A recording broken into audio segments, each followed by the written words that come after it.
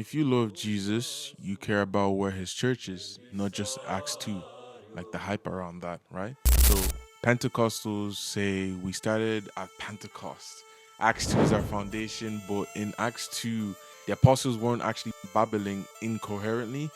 They spoke real known languages so everyone could understand the gospel.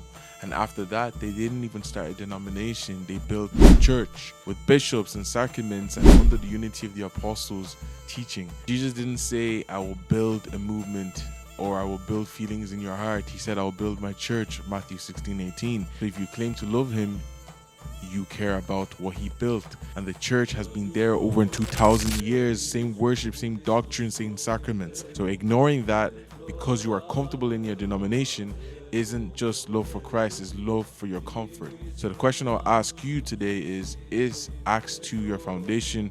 Then why ignore the church that Jesus built in the first place?